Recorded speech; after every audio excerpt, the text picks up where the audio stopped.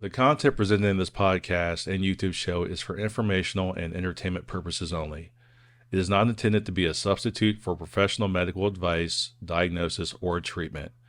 Always seek the guidance of your physician or other qualified healthcare provider with any questions you may have regarding your health or a medical condition.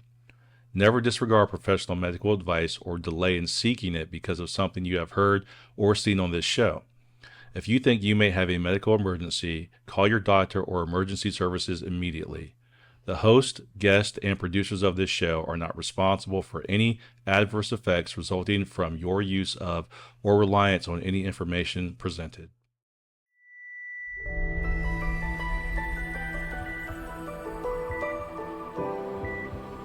Andrea, can you hear us?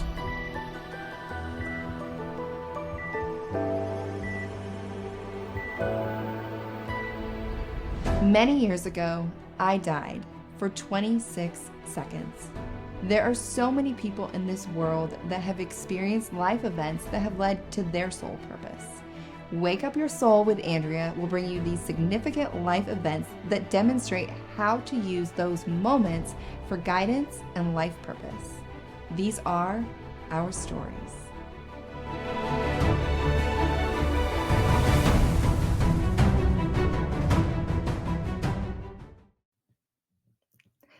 Hi, everyone, and welcome to Wake Up Your Soul with Andrea Lynn. Today's guest is Jessica Ann, and she is a mindset coach that is here to tell us about how you can turn your tragedies into purpose.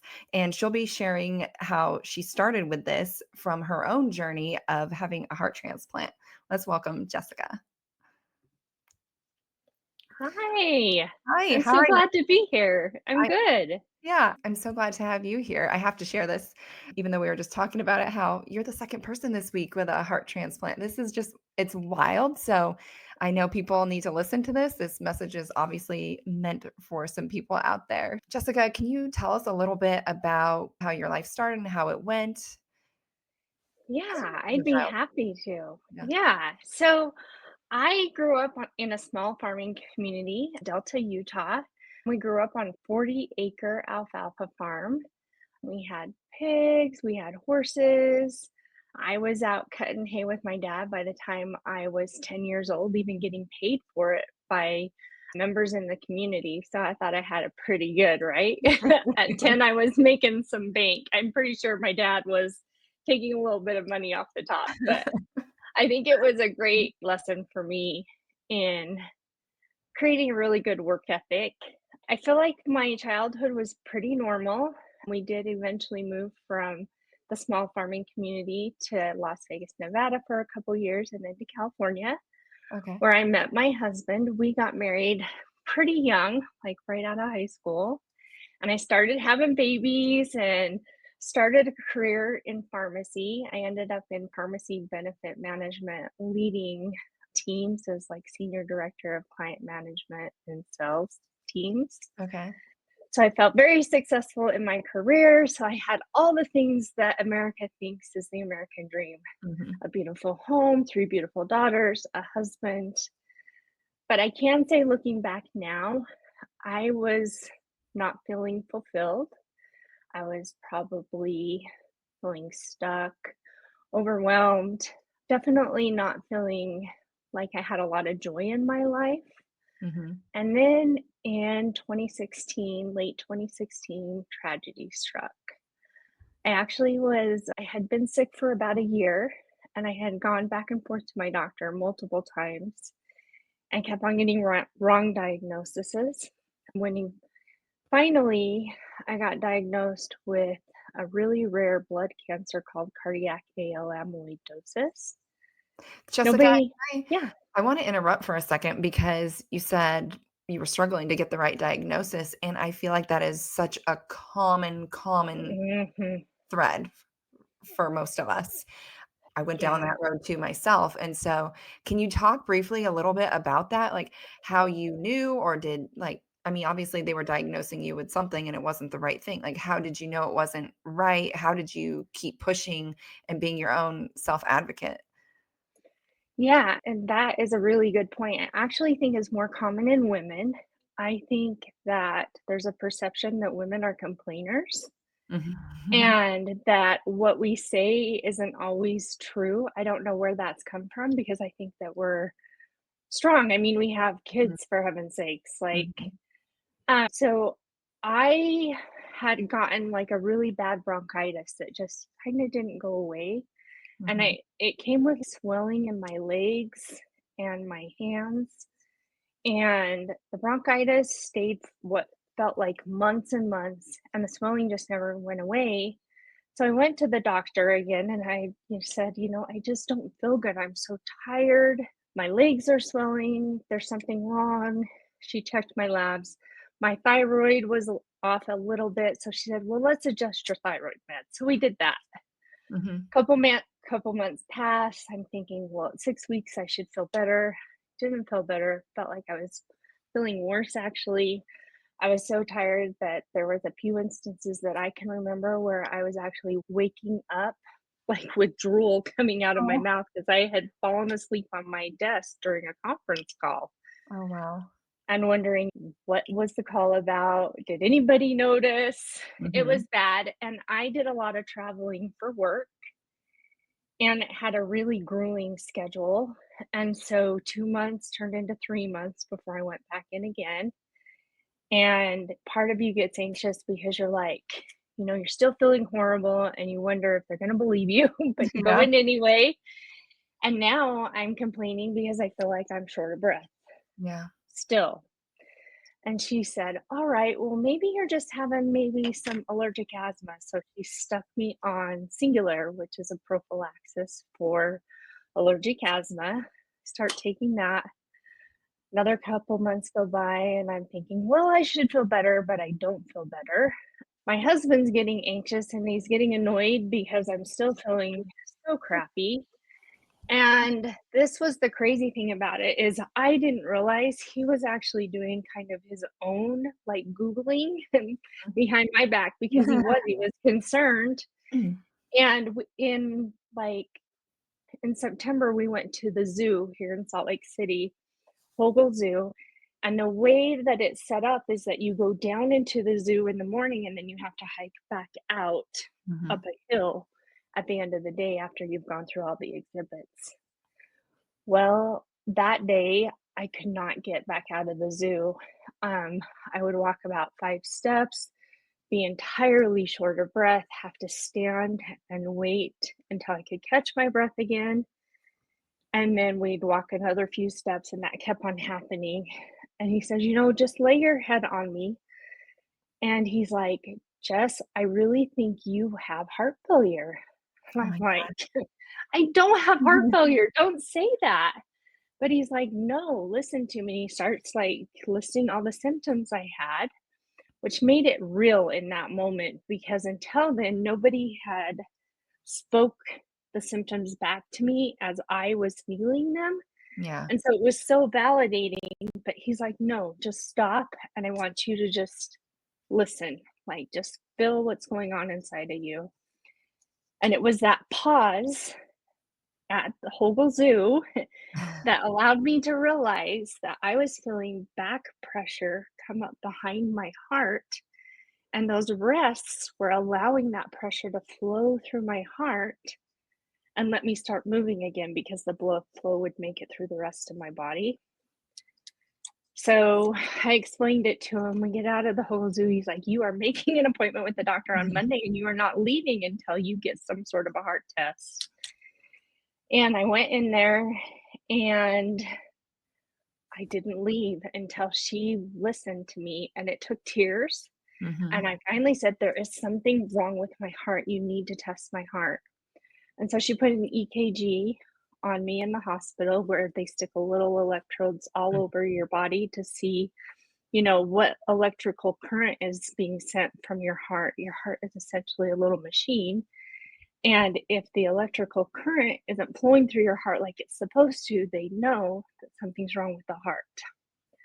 Sure enough, it shows low voltage. And she's Mhm. like, okay, we got to get you in for an echo. Went in for the echo. It was supposed to be a stress echo where you get on a treadmill and they look at your heart that way. They wouldn't even let me get on the treadmill because my heart was so filled with amyloid deposits. They immediately called the cardiologist that was on call that day, Dr. Afshar, and he knew immediately what I had Mhm, because he had actually studied under one of the United States leading doctors for the treatment of this rare disease. mhm, And it hadn't been mhm. for him being on call that day, I am willing to guess that I would have gone months, if not died, before I finally got a diagnosis of what was wrong with me. So I think really, Andrea, it's just about not giving up. If you don't feel good and your gut says something's wrong, Mhm. keep going. Make your doctor listen to you, even if it means you break down and insist that you know something wrong and that you're not going to leave the office until they figure it out. Yeah. Because I really do think that a lot of physicians see women as just complainers Mhm. and that really they're just nothing wrong with them when in fact there is stuff that's wrong with us that needs to Yeah. be identified and treated. I couldn't agree more. I think they see us as complainers and too sensitive. And it's Mhm, like, "Oh, you notice every little thing and you're just complaining about every little thing." Because yes, the human body is gonna have some little things here and there, and so I think they are under the impression that we just wanna dwell on all these little things, but no, like, mhm. now more than ever, women want to lead and women want to do more with their lives. So you best believe me when I say we don't wanna sit around complaining. That is not what we wanna fill our time with. No, it makes us feel weak. We don't like that. Yeah, I I mean, I don't. I went to the chiropractor Yeah. the other day. I haven't been in a long time, and I had to fill out the paperwork, and I'm so used to, like, when I was a patient and struggling, and I got to the point where they told me it looked like I had ALS, so I was very, very sick. Mm, But at that point, it was like I was definitely analyzing all the things because nobody was giving me an answer, and so I was trying to analyze to give them as much information as possible, but I wasn't doing it to complain. But then eventually I got healthy, and that's a whole 'nother story. But I still to this day, like, when I fill out those forms, it's like, there's not much to check off anymore, and I'm like, "Yeah, my back might hurt a tiny bit, but, like, it's enough that I just ignore it." I do want and do try to push through, but I think when women are actually finally speaking up, just as men, right? I mean, sometimes men are it's hard to push them to go to the doctor as well, but when we finally speak up, like, we have better things to do with our time than go to the doctor's office. We really do. So if we're there, yes. like, believe us, like, what we are saying is Yeah. really bothering us and something is definitely wrong. But, it's unfortunate that it's that way, but hopefully times will start to change and shift. But it is very interesting, like you're saying, that they see us that way. And I'm sure doctors would try to say they don't, but I'd like to know then why do we so often leave with a misdiagnosis essentially? Because that's kind of what happened to you, right? It's like, oh, it's bronchitis right now, and oh, must be asthma, or like, take this, take that. And that's why are they so blindly just passing out medication for something that isn't Mhm. even correct? I don't know. I still find myself having to advocate against that. Now I'm like 9 years into a crazy health journey, Yeah. and I still have to advocate for myself and question, "Why do you wanna put me on this drug when we know this?" Or, Mhm. "Why don't you look at things this way?" I have to advocate for myself all the time because healthcare is such a way that doctors are pressured to see as many patients in a day as they possibly can, and I think a lot of times they just want to get you seen and out of the office, and so they put a Band-Aid on it and send you out the door. Mhm. And I think it's always important to speak up. And if you don't agree with something or if you have a question about something, they may not always Yeah, like it. And doctors tend to get a little weird when you question them, yeah. but like question them. This is your health, your Mhm. body. You know better than anybody what it needs and what it doesn't. And your life depends on it, it really does, and Mhm. this actually reminds me of a time where I was taking chemo, it was a pill. It was in the pill form, and Uh-huh. I was taking it for my ulcerative colitis. I had just been diagnosed with it, and they were trying to Oh, shut my immune system off with that drug.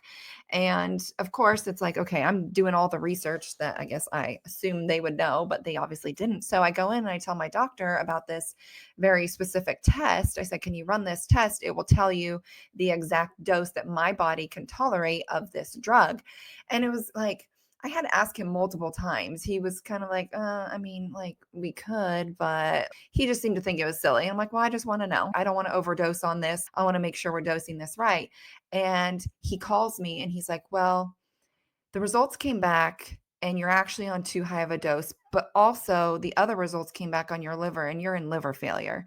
So because you gave me too much medication.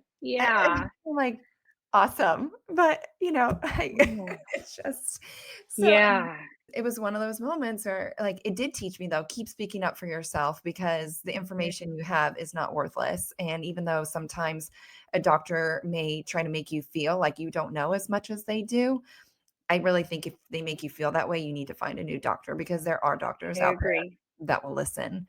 I So agree. I'm sorry your journey was that way, but I think it happened that way for a reason. And now you really are such a light in this world to help people with advocacy. And I know like you're doing the mindset coaching, but I think you are exactly where you're meant to be. But also thank God for your husband speaking up that day. Cause sometimes it's hard for spouses to tell the other one, could you just listen for a minute?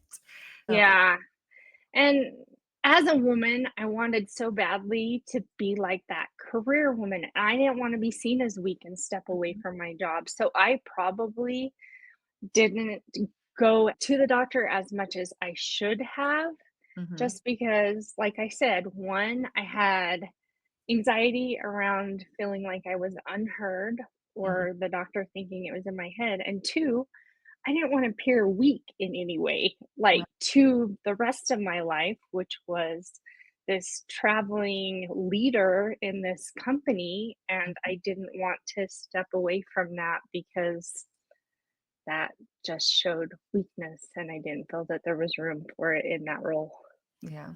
And I understand. And it's unfortunate that's the place women feel like they are in, but I'm glad you were able to push through all that.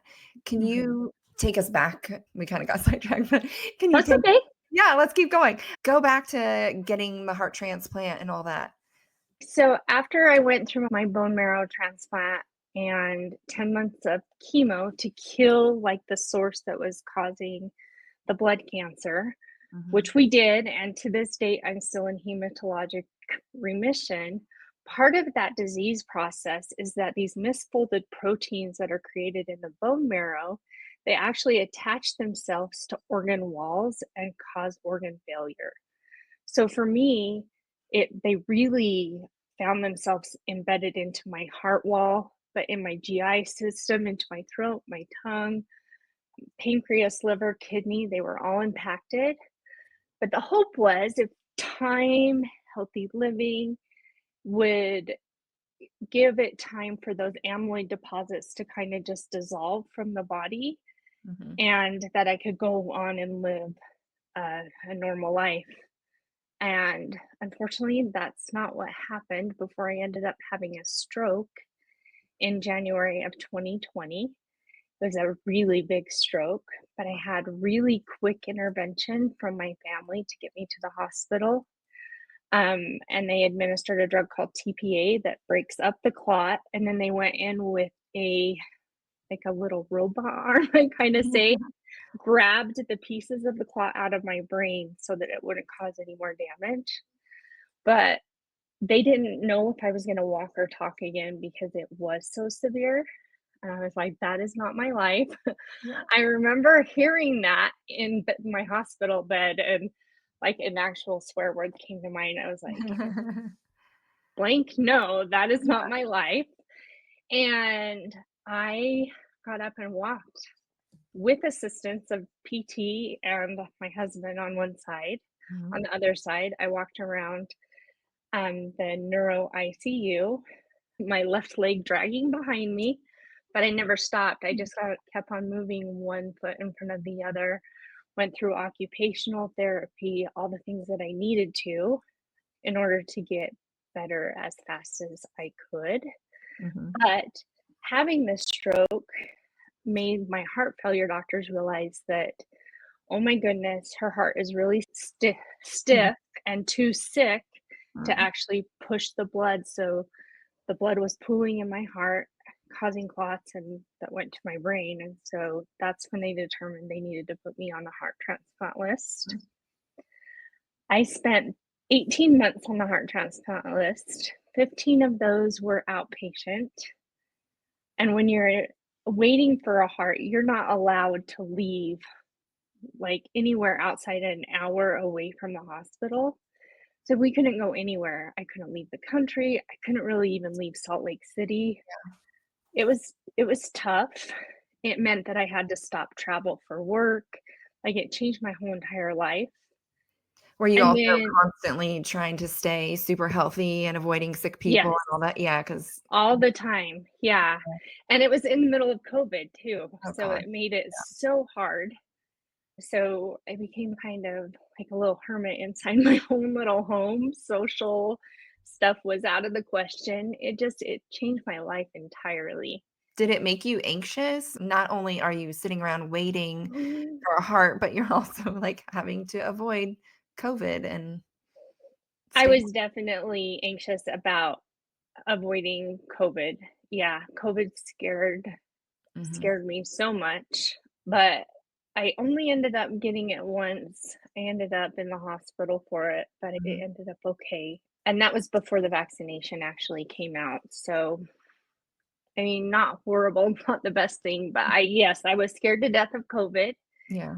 and I Just getting sick in yeah, general, though, because it's gonna yeah, stop you from getting a transplant, right? yeah.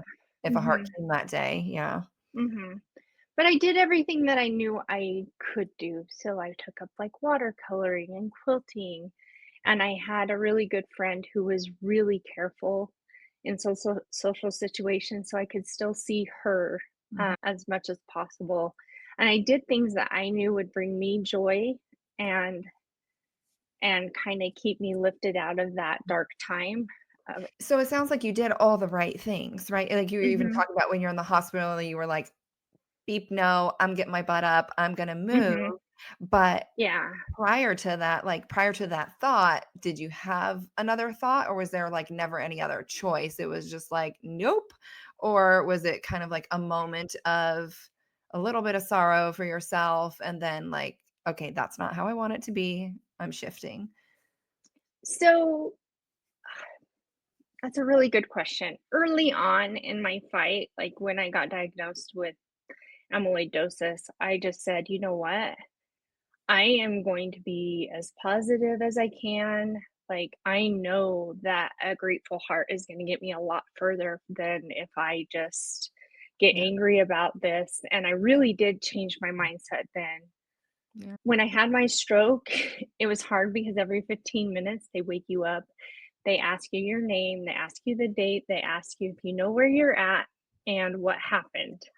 And so, like, it fully sank in that I Yeah. had had a stroke, especially when they're telling me to lift my left arm and my right arm is lifting. And like, I was just like, immediately, no way have I gotten this far to beat a terminal illness to have this take me down. Mm, I just always had that determination that I was gonna just keep moving and do everything I knew possible, both mind and body, mhm. in order to push through. I know there's the term toxic positivity. I wouldn't say I have toxic positivity, but I have the ability to feel the emotion, Mhm, sit with it for just enough time to let me understand what I need. mhm. And then I march forward with what I need instead of staying and feeling bad for myself. Yeah, I think we should talk about that for a minute actually, because a lot of people think the key to happiness is just positive thinking. And I'm just going to be positive, positive, positive. But there are people that what they do is something hard comes in and they just push it down and they just have this positive emotion and they just push it down. Well, that's now you have all these push down emotions. So some of these people that seem like they're so positive are actually the ones that are hurting the deepest because they're just Yeah. filling their words in their mind with these positive thoughts, but yet their subconscious is holding on to all of the emotions that came initially that they didn't even deal with. And so Mhm. exactly like you're saying, you got to let the emotions come in and then really rationalize it in your brain and really understand why you can see something in a positive way, because then you're actually living in a positive state, right? Do you have anything else Mhm. you would add to that? Yeah, I would just say this too, is I am one of those people who believes that pushing down feelings and not dealing with those feelings will make you physically ill. Yes. Agree. And I do have to wonder if I got sick initially because I was really good at that after years and years of just pushing things down and feeling like I didn't have a voice. Yeah. Now, not only do I have a voice to myself, I think about what it is that's going on, why I'm feeling certain ways, and then decide how to best tackle that or approach that. But Mhm. I'm also communicating how I feel to other people better than I ever have in the Mhm. past. So, yeah, don't hold things in. You gotta work through that. It's or else it's really gonna come back to bite you. Mhm. For sure. And I Yeah. think people are probably wondering, well, how do I know if that's me? And I think people Mhm. that have underlying things, like you're saying, if you have some health problems, if you have anxiety, it's there because you haven't dealt with things. And so, yeah, you want to Mhm. make sure you're dealing with all the things. But back to your story. So you had the stroke and Uh-huh. then go ahead. So I'm waiting outpatient, and as those 15 months went by, I got sicker and sicker. I was retaining more and more water, and no matter what they were doing medicine wise, like we couldn't keep the water off my heart, the fluid off my heart, which was causing harder strain on it, my Yeah. kidneys. It just got really, really difficult. So they put me inpatient in the cardiac ICU here in Salt Lake City. Mhm. And that's where I waited for the next 78 days for a heart. And I felt it was so weird. I had this like finally, it just came to me one day. I had been there probably 50 plus days, and every day, twice a day, cardiac rehab would come and get me and walk me around the unit. Mhm. I wasn't even allowed to go outside eventually because my heart rhythms got so bad that I couldn't even see the sun for a lot of that time, which was really hard because I'm such Yeah. a sun person. But we are walking back to my room and I'm like, "Oh my gosh, I just live here." And I'm thinking, I'm gonna live here forever. Like I'm not gonna get a heart. Like I started like feeling hopeless. Okay. Um, and it was at that point where I really just had to surrender. Mhm. And every night before I would go to bed, I would tell the nurse, I just need you to not come in for an hour. I just need time to do what I need to do. I just need my alone time. And during that time, I would completely surrender to the creator. I would get in child's pose on top of my bed because I can't get on the floor in the hospital. And I would maneuver my wires around that I could get in child pose on my bed, palms over my head in prayer pose. And I would just start saying, why am I here? What is the purpose? Like, Mhm. why have I been saved? There has to be a greater meaning, a greater purpose. There has to be a reason I'm still here.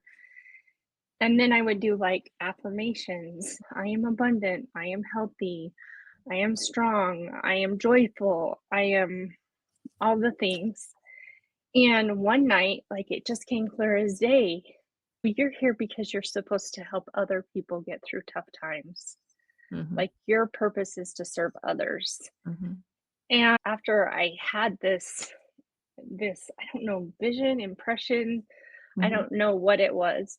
I sat with that and I thought, well, how in the hell am I supposed to do that? Like, what does that even look like? And so I started getting curious, and while the remaining time that I was waiting, and I started getting curious and I was like, well, maybe I'm supposed to write a book. And in my mind, I was like, that doesn't seem right. That's not going to work because of this, this, and this. I was creating my own resistance around it. Mm-hmm. And then I was like, I guess you could help people by getting up on stages and being like an inspirational speaker. And I thought, well, I don't know how to do that. Mm-hmm. Maybe I could be a personal coach and help people, or maybe I'm just supposed to help other people waiting for heart transplants. I didn't know what it looked like, but I got my heart. It was successful. Ended up like coming out the other side stronger in mind, body, and spirit than I had ever hoped for. I was hiking, backpacking, fishing, eating healthy, doing all the things that I had hoped and dreamed of from a standpoint of just living my life, fully embracing it. But still, I had this in the background, and I had gone back to work at my corporate job because I needed the money. And by that time, my husband and I were actually living separate. So it's not like I could even really lean on him. He ended up passing, which was just a blow for me. Even though we were separated, it was a blow for me. It was a blow for my family, my girls. I have adult kids, and we're still kind of working through all that. And maybe you do for the rest of your life when you lose somebody that's so prominent and part of Monumental. your everyday life. But it was a little bit of a wake-up call how unhappy I was in my corporate job. But still, I didn't know what to do about it. And then there was like this big reorganization that was occurring for like the 5th time since I had been there in 3 years. And I got a new direct leader. I'd been through 5 CEOs in that time, 5 different direct leaders. And I was given the opportunity to embrace a title change and a little bit of change in my salary structure, or I could take a severance package and we would part ways. And I initially I was really frustrated, scared, sad, angry, a lot of different things. But I sat with that for the 30 days that they gave me. And on day 30, I said, okay, I'm going to go. Mm-hmm. And from that point forward, I built out this business, and it was crazy how things just fell in my lap. Like I had put out in the universe that I wanted to write a book. Well, I found a publisher who was going to publish my book, which will come out in a couple months. It's called Dancing in the Shower, Cultivating Radical Resilience to Live a Life You Love. And then I thought, well, how do I become a coach? And this woman I had heard speak for our women's group at work like a year or so before had me on her list. And she said, Jessica, like I keep passing your name and I feel like I'm supposed to contact you. What's going on? And so I tell her what's going on and what I was thinking. And she's like, I could totally help you with that. So I started working with this coach, and she totally made me like see the vision of how I could build my own business as a personal coach and how that would look and what I needed to do. So she helped me do that. I've been on several women's like summit stages, a lot of different podcasts, just sharing my word. Yeah. I've been working with clients. I actually co-authored a book called My Unforgettable: Personal Stories That Will Inspire You, which is a collaboration of, I can't remember exactly how many women, but I think it's 18 women who have written their stories of overcoming obstacles and being resilient, strong women with purpose coming out the other side, really is what that's about. Yeah. So I figured it out. I figured out that through my tragedy, I was able to uncover my purpose, which is to serve others going through hardships in their life. And I have this incredible just spark in my heart and my soul that makes me excited to get up every day. And it's been an incredible journey for sure. I want to ask you about the heart, because you hear about people getting heart transplants or even eyes or different parts, and they can like feel that person with them. Do you feel that? Do you think that is, Absolutely. I yeah? do. Oh, I like this. I do. It gives me cold chills when I think about it. Mhm. I felt this person immediately. Like, they were there. I don't know 100% for certain because everything is, like, blocked. I don't know who the person was, and Mhm. I haven't gotten a response from the family members to Mhm. know more about the person, but I feel it's a young male. Oh, interesting. Um, but I when I'm having moments of, like, joy and happiness, like extreme joy and happiness. I'll give you an example. I had gone backpacking with a bunch of girlfriends, and I was laying in my tent during a rainstorm. And it was like the most incredible feeling to just be there, having climbed a mountain with a 40-pound pack on my back, laying in the forest, smelling all the smells, letting the rain fall. And I feel like this, like a vibration almost travel through Mhm. me and energy. And I know it's that person. Like, Yeah. and I thank them immediately. I Yeah. see you. Thank you.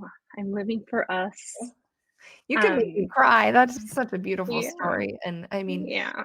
it's obviously hard on the family's end, but it's really beautiful that that person still gets to live on through you. And I do everything I do. I'm living not only for myself, but for them. It's making me And mad. I hope that they get to experience the same amount of joy and curiosity and adventure that I do because I know that I wouldn't have that without them, and I am so incredibly grateful. So grateful. Yeah, I mean, I have no doubt that person is with you every step of the way, and that it's like this is like one of the coolest things you could get to experience in life. Like you're living life with your own brain and your own soul, but then you also have this other soul that's like completely joined with yours. Mhm, That's got to be when I mean, I know you told me it's a really hard surgery and it's hard to go through that process and obviously mhm, medications and things, but that's also gotta be one of the coolest things somebody could experience. I mean, nobody wants to experience that, obviously, at the expense of someone's life, but mhm, as we know, we have our timelines, and for whatever reason, I think your soul was meant to join with this other soul and experience mhm. life together, and maybe you're taking this person on journeys they never would have gone on. I love that thought. I Yeah. do, I love that thought. Yeah, I mean, words can't even describe how incredible this entire journey has been. People ask me, but, like, it just doesn't like, the feelings that I feel, I just I can't verbally describe because it's just so overwhelming and so incredibly beautiful. Like, Yeah. it's like it's divine. I Yeah, don't know how else to say it. It's like it is. it's divine. Yeah, it is. I mean, I can feel that for you too, like, the just the gratitude that you have. It's a gratitude that people will never even know. You just Mhm. and I understand that, like, I will never know what you know is gratitude, and just, like, I try to explain to people, that, like, I've died several times, my heart completely stops, it's not cardiac arrest, there's no electrical signal, and, um, it's just that is also something that gives you a different perspective. Imagine it. It's a weird feeling within your body. You know it's been gone and it's come back, and Mhm. the gratitude I have for that is something that is very hard to explain, and so I completely get where you're coming from. I can understand. I can imagine, but I also know that I can't feel that gratitude. Like, I cannot even Yeah. imagine if I was living, breathing, and enjoying life because somebody else was really helping me do that. Mhm. It's Yeah, and I it wasn't easy. As soon as I found out that I had a heart transplant, I couldn't wrap my mind around the fact that somebody was gonna have to die so I could live. yeah. And so I actually worked through that stuff before my heart transplant, and I think that that helped me have, I mean, no pun intended, but like an open heart to the experience Yeah. and realize, just like you said, everybody has a time. And and a purpose. And this person's purpose, which is kind of hard to understand, was to live in order to give me this heart so I could keep living. Yeah. Oh, Wow. Yeah. I- it's wild because you'll never know what their life was like possibly, no, but their life didn't really end. That's the beautiful no, it didn't. It thing. definitely goes on inside of me. I feel it. Yeah. I know it.